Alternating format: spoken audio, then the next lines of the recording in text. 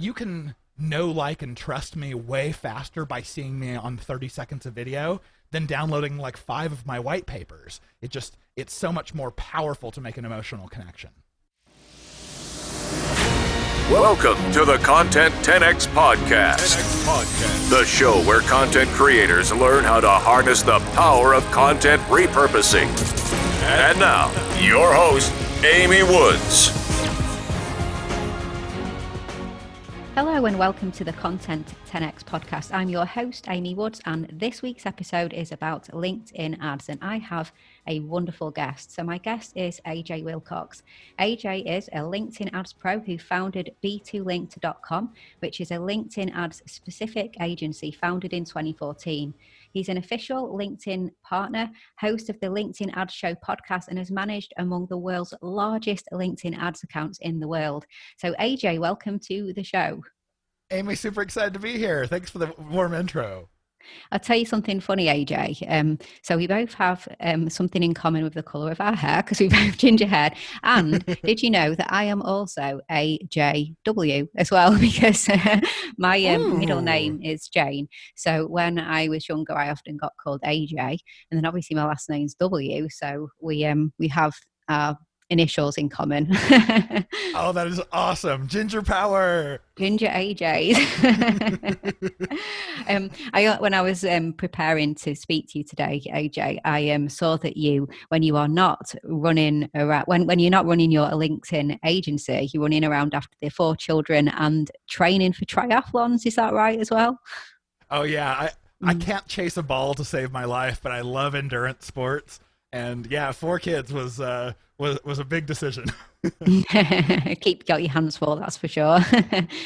Well, thank you so much for coming on the show. So I want to talk all things about LinkedIn ads. So on the podcast, we basically focus on content and how we can make our content go further by maximizing it and repurposing it. And LinkedIn is a real focus for us right now at Content 10X, because we're going all in on our LinkedIn 10X service, where we're helping people become leading authorities in their industry through the power of LinkedIn, the power of video content, and then kind of repurposing it and getting more value from the content that they're creating with a real focus on LinkedIn.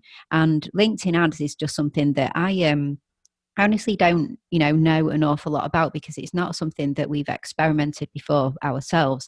So I'm really keen to understand from you a lot more about them. And I guess the first question that I have is, what are the different kinds of advertising opportunities on LinkedIn for running ads?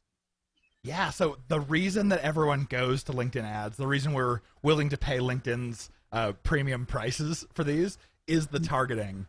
And what's so cool to understand, I mean, this super detailed level of professional targeting you can access with all 4 of the different ad formats. So as I kind of talk through these, just realize all of them get to target exactly the same way.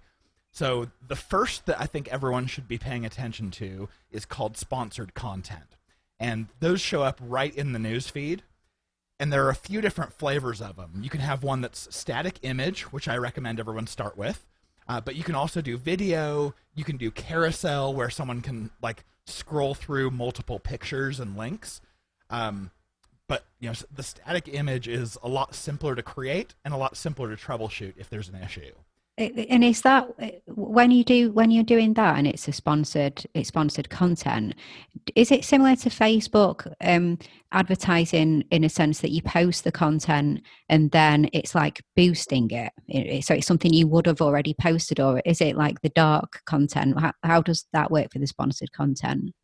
Yeah, just like Facebook, we get the opportunity to do both. So Okay. I recommend, publish them all dark. Just say any results that come from one of your ads, that it came from your paid efforts and not someone who already followed your company page. But yeah, you can do both. Oh, that's great. And so in all the different types of posts, that's interesting. So carousels, you said as well. Yes. Yeah, they're a direct port from Facebook. If you've ever played with Facebook's carousel ads, LinkedIn was patterned pretty much exactly the same way. And I don't see a whole lot of value there, just because it's not like I get better performance or lower costs. Most of the time I'm just giving people more options. And of course, we know as humans, the more options we have, the higher our likelihood to just not take any action at all.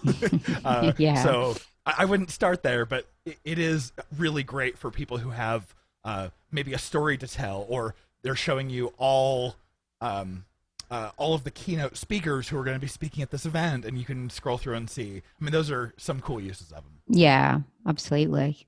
What are so you said there are 4 different types. So there's the sponsored content, which obviously for us, and encouraging people to create content and get it in front of more people. That sounds like a great place to start with advertising, getting used to dipping your toe in on LinkedIn ads. But what are the other ways that the other types of ads that you can run? Oh, excellent. So the next one actually shows up in your messaging box. They used to call it sponsored in-mail, but now they just call it sponsored messaging because there's 2 different types. And one comes across like an email, and then one comes across like a chat, where it's kind of like a choose your own adventure, where you can give people multiple choices, and based off of their choice, you can give them more choices. And that one's brand new and is really performing quite well. So I recommend trying that one out. Then yeah, that's really interesting. I mean, I think I've now that you've said that, I can think of that coming to me, those kind of posts and things like that. But it's interesting you say it works well, because as an outsider kind of looking at the options, I think if I saw that option, I'd be worried that it would just appear a little bit spammy and a bit too, going into people's inboxes, and worried that it would come across as, I guess, as spam almost. But is that not really been the case that you've found? As you said, it's been working really well. Well, yeah, that's the concern that you have with both of these different types of ads, is because they come like email. I think we're all used to banner ads that are just kind of there, and if we're interested, we'll click on them. But this is a little bit more invasive because it comes to you like email. So if the offer that you're trying to give someone is something that, picture a cold audience getting this as an email, would they mark it as spam, or would they be excited about it? And if they were going to mark it as spam, this will not be a good ad format for you. But if they would be excited about the opportunity, excited about the offer, then that's when this would be perfect for this kind of ad format. So to give you an example of some of the types of offers that are special here, things like, we want to invite you as a VIP to this event where you'll get to have drinks and dinner with your peers. That kind of thing works really well. Something like, because of who you are in the industry, we want to give you early access or a sneak peek at something. That works well. We're interested in you for a job opportunity.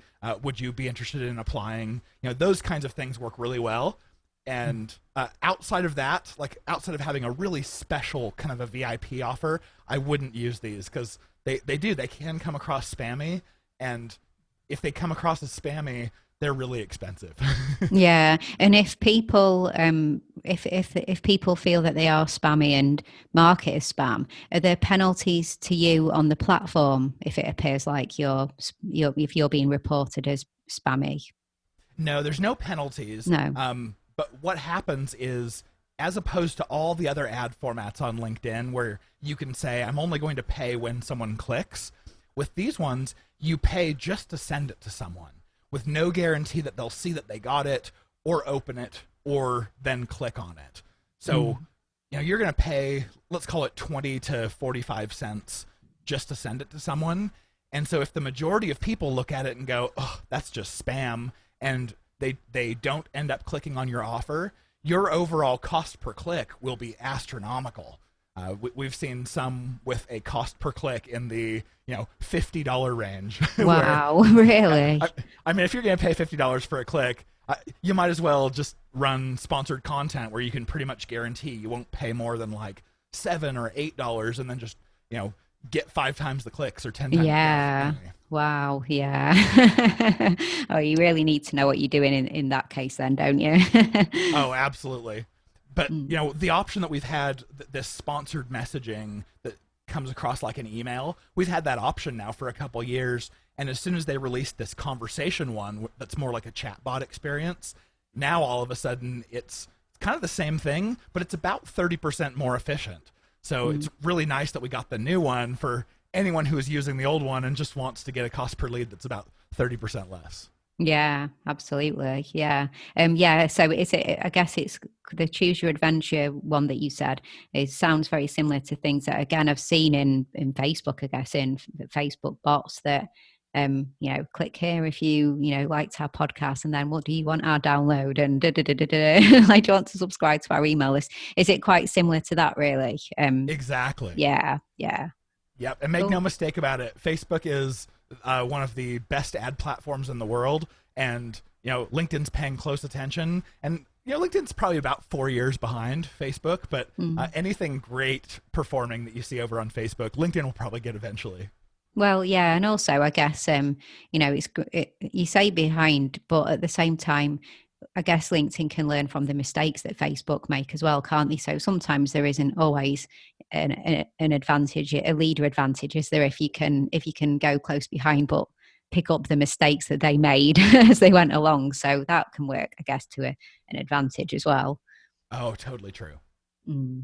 So what's the so you said, did you say there's two more different ways that you can advertise, did you say?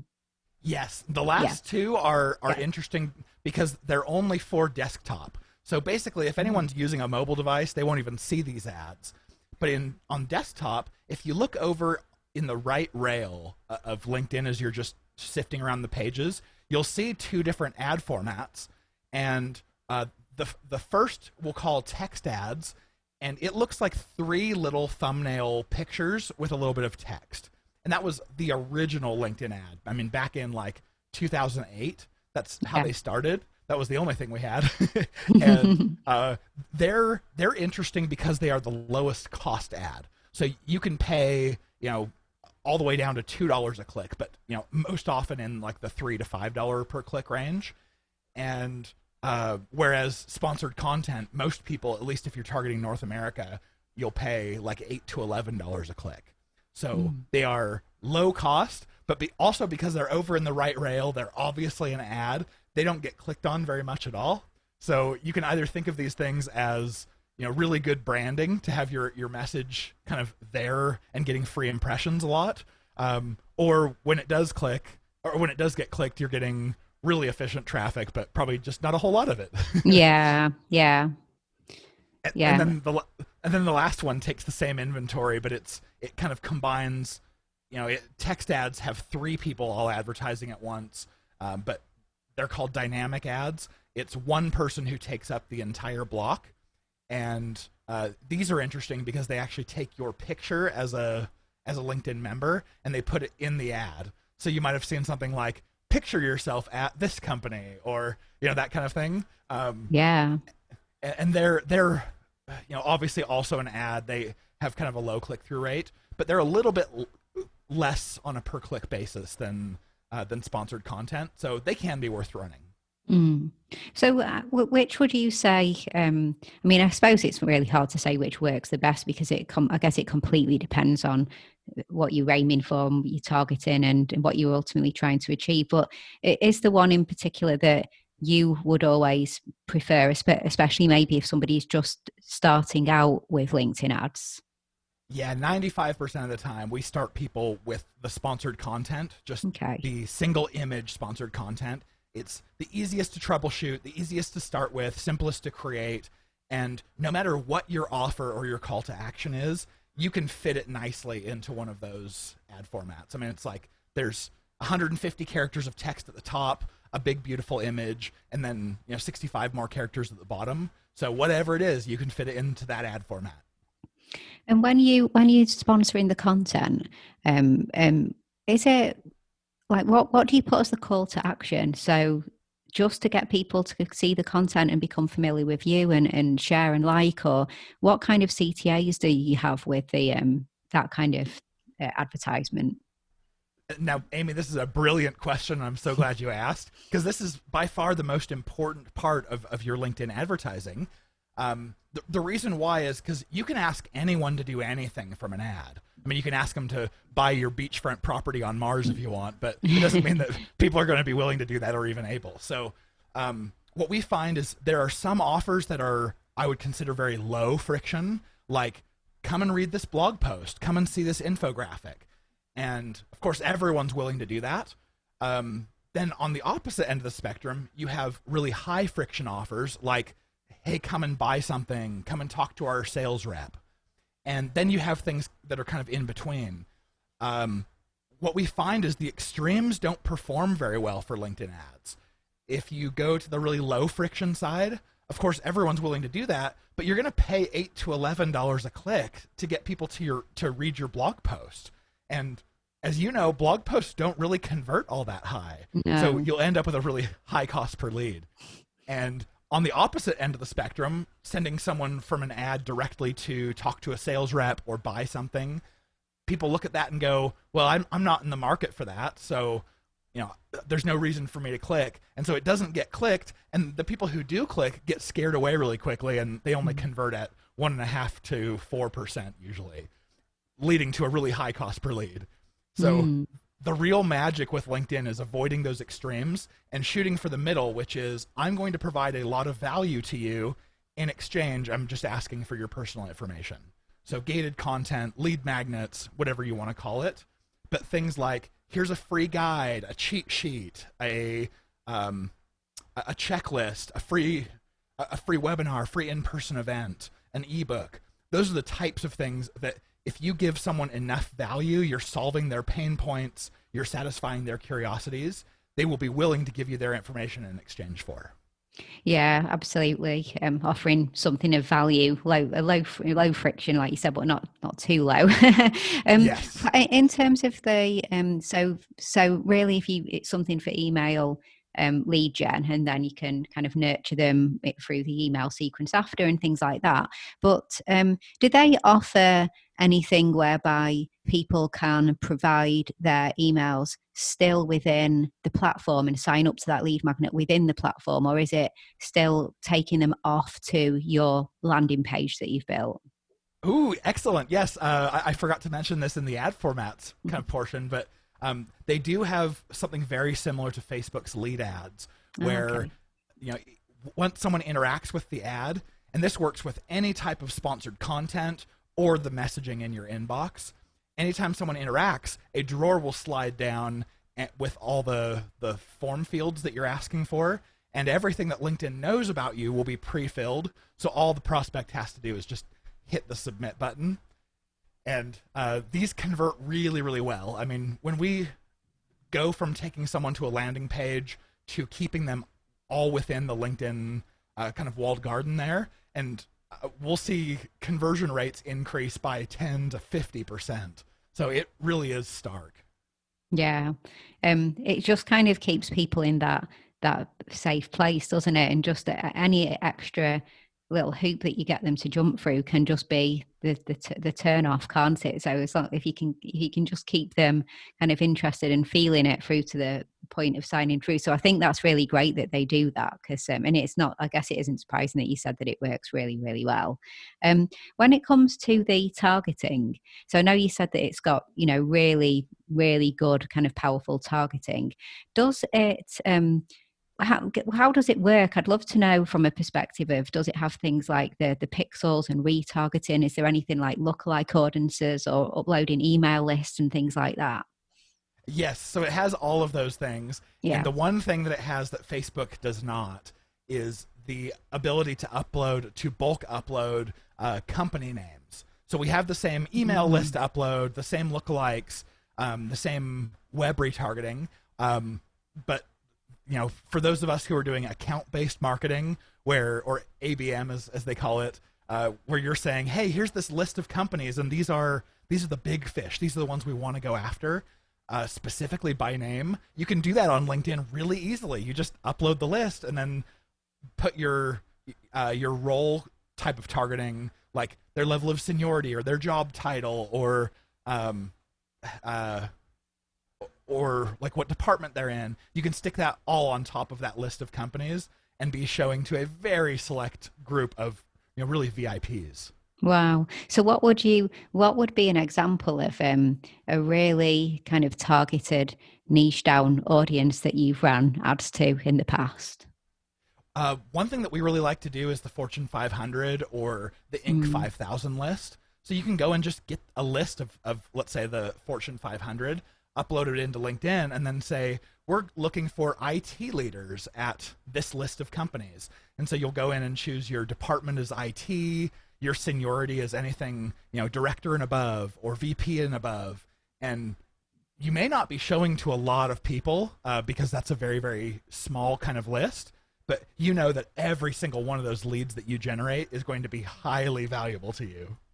Yeah, it sounds absolutely amazing and so targeted. And like you can, if you're going for different people in terms of, professionally who they are, the kind of roles they work for and the businesses, that LinkedIn is going to have that data and it's going to be, well, as accurate as people keep their profiles accurate, I guess. And it's really interesting because, I know I've mentioned Facebook a few times, but again, it's because it's really the only ads platform I'm quite well familiar with. But it's so funny how they're targeting.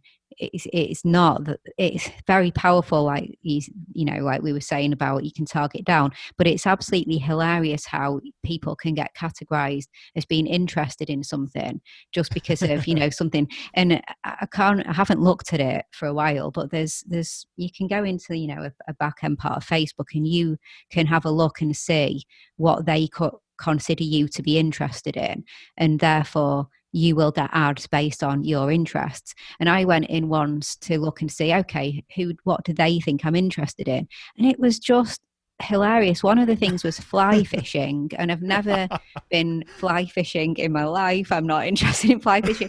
One of them was basketball. I mean, again, I don't have a clue where they picked up I was interested in fly fishing or basketball or anything like that. And I thought, wow, people are paying for ads. People have said, I want this ad to go in front of people who like basketball. And then I get that ad, because that's what they think I'm interested in.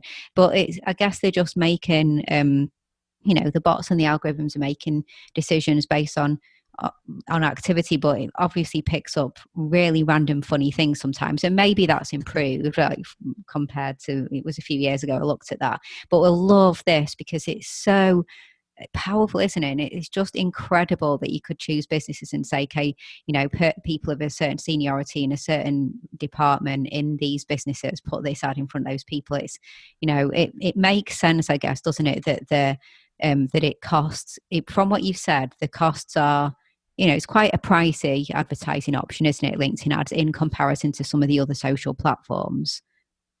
Well, depending on how you look at it, I guess, like price and value. Yeah, and that's a really important point to make here is, business-to-business companies are oftentimes paying between, let's call it $2 to $3 per click on Facebook. Yeah. And on LinkedIn, we're paying $8 to $11. So you look at that and go, wow, LinkedIn is really expensive. But if you're a sophisticated marketer and you're tracking all of your traffic down past the initial conversion, you're looking to what's my cost per them talking to sales, what's the cost per proposal, what's my cost per closed deal. What you find is that because you were able to target only the really high value people with LinkedIn, it starts to look really good further down the funnel.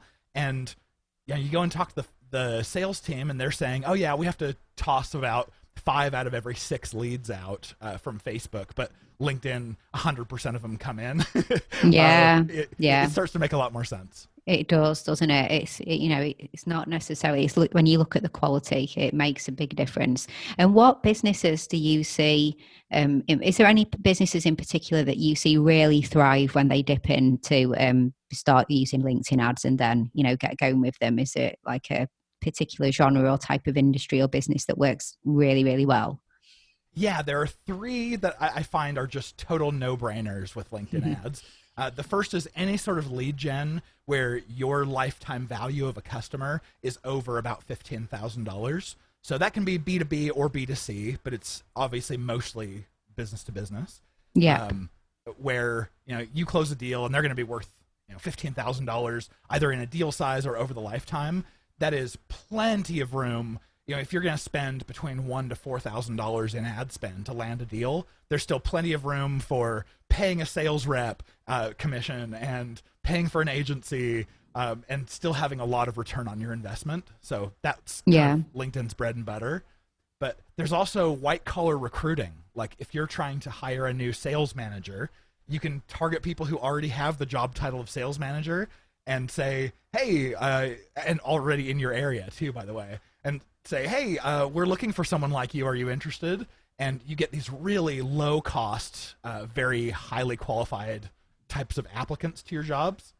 And then we've also seen that higher education, like MBA programs who are looking to recruit new students, those tend to work really well. And there are a few other kind of B2C.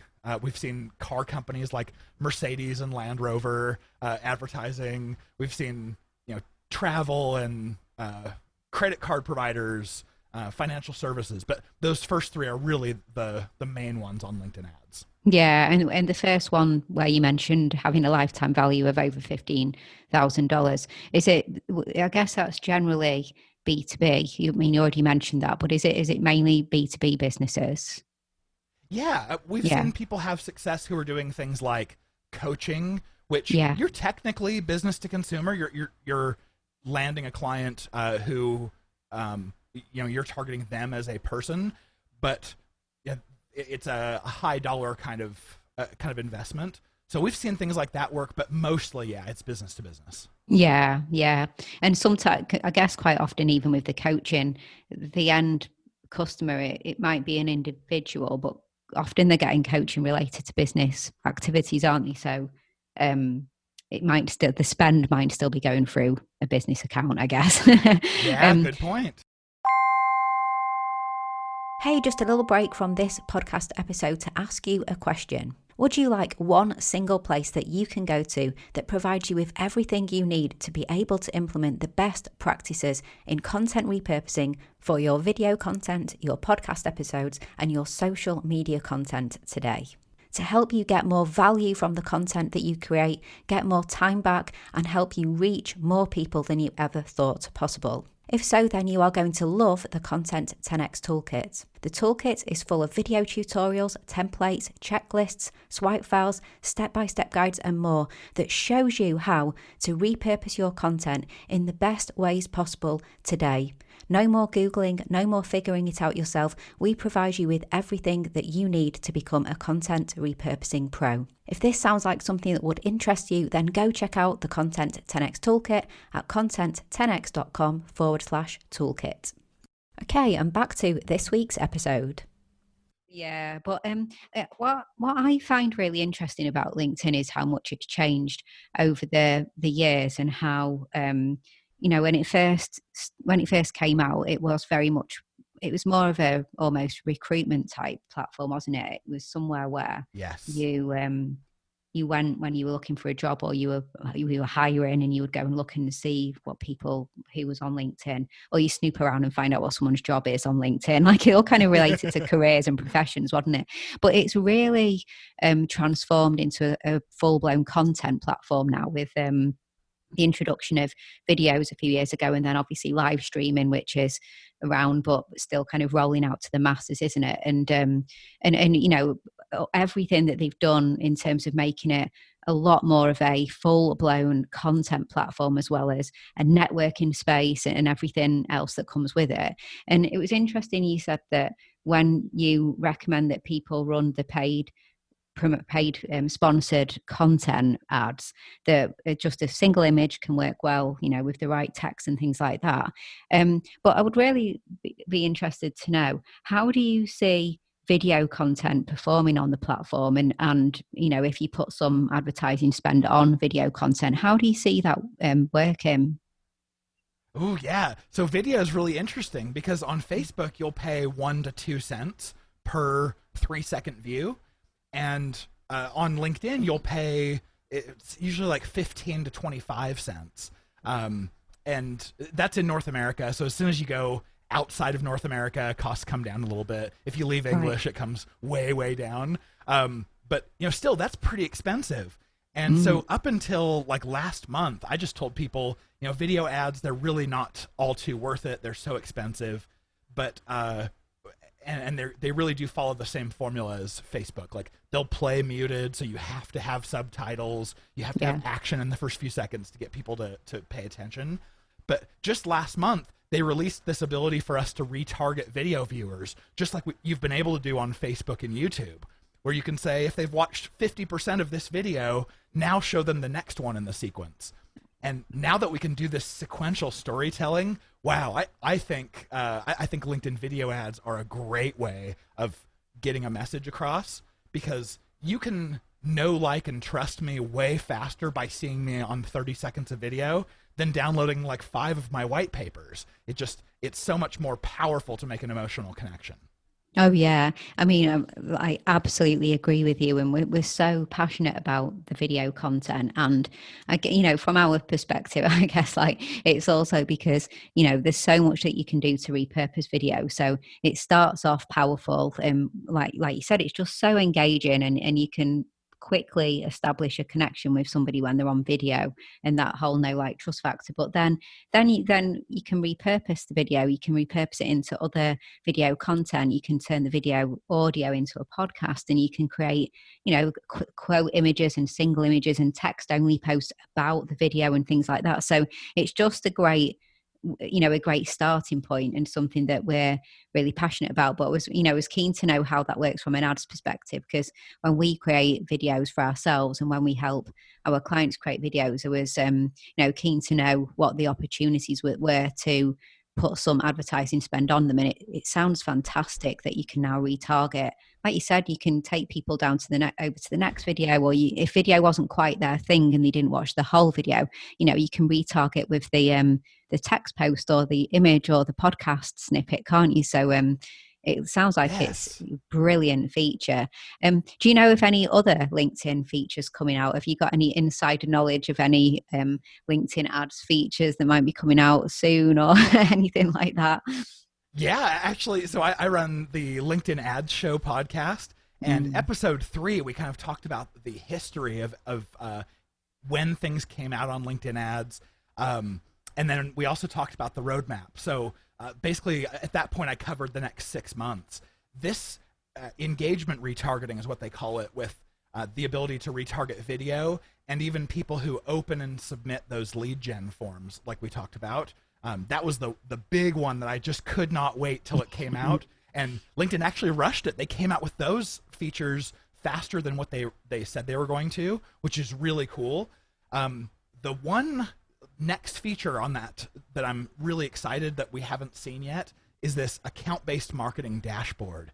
And I don't know if this is months out or years out, but I know they're talking about having a dashboard where you can say, hey, show me all of the companies who've interacted with my ads, which companies have seen them, which ones have clicked, which ones have converted. And so if even if you're not using account-based marketing targeting, where you're targeting specific companies, you can just see, like, hey, here's the top 100 companies who are interacting with my ads. And you might be able to say, ooh, that's really cool that IBM is looking at us right now. We should go and tell the sales reps to go and spend more attention with them. So I'm really excited about that one, and hopefully it's soon. Hopefully we see that real soon. Yeah, that sounds really exciting as well. And, they're obviously just progressing the platform a lot, aren't they, at the moment, with all the things that you've said that have come out quite recently. So that sounds like a brilliant step forward as well. So exciting. Oh yeah, AJ, I could speak to you. I could just talk for ages about LinkedIn and LinkedIn ads and everything you can do, because it's all so interesting.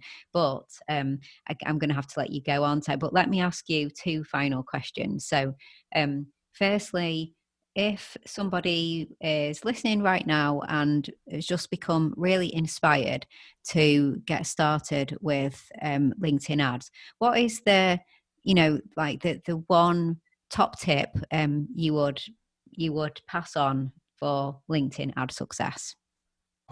I think my top tip is when you go to create your first campaign, LinkedIn's going to make some suggestions that are not entirely in your favor, if I can say that smartly here.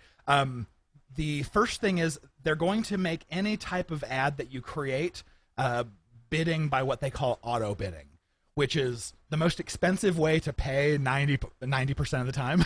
So what you should do is immediately change that to the cost per click option, because this guarantees that if they show your ad a whole bunch but no one clicks it, you don't pay. You're only going to pay when you get traffic.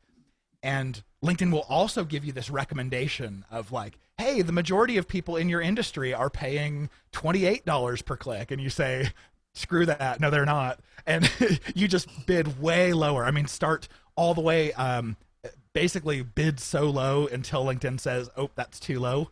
And just see. And if you don't get enough traffic, you can always increase that later. So that's my top recommendation, is just don't use LinkedIn's recommended bidding. You will pay too much per click.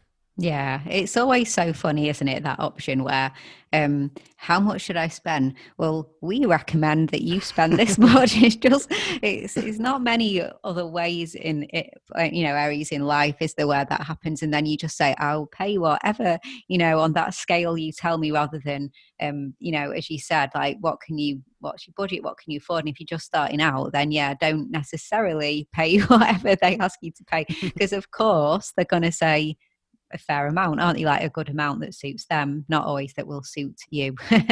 Exactly. So, here, LinkedIn, here's my wallet. Just take whatever out of it you think. It's a blank check, not that we have checks anymore, but if we did.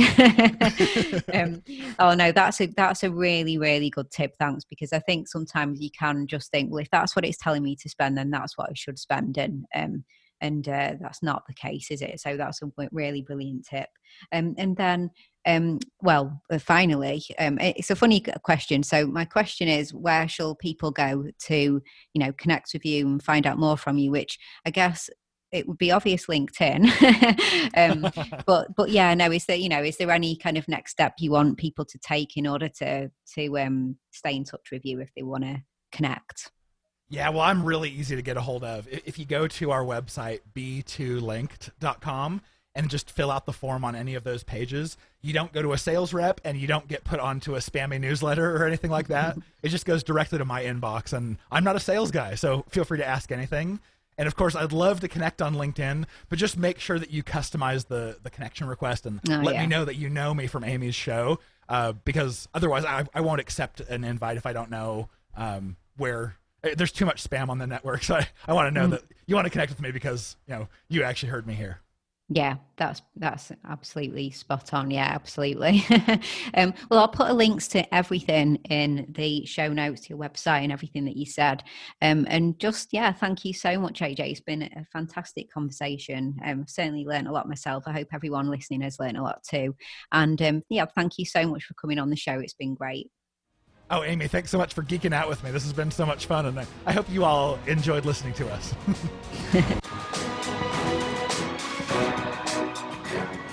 Okay, so I hope you enjoyed that discussion. Thank you so much for tuning in. If you enjoy the show, I'd really appreciate it if you could subscribe if you haven't already, and even leave a review. That would be really appreciated as well. Now, to let you know, my new book, Content 10X, More Content, Less Time, Maximum Results, is now available to purchase. You can get that over on Amazon, or if you head to content10x.com/book. I'm getting loads of really great reviews coming in from the book already, so thanks so much to those of you who have already purchased it and left reviews. It really is the ultimate guide to content repurposing, and you can discover all sorts of tips and tricks for how to repurpose pretty much any type of content in the book. If you're interested in our fully end-to-end content repurposing service, then head on over to content10x.com as well, where you can find out lots about that. And also give me a follow over on social media. I'm at Content10x on all of the social media platforms. So again, thank you so much for listening to this week's episode, and I'll catch you in the next one.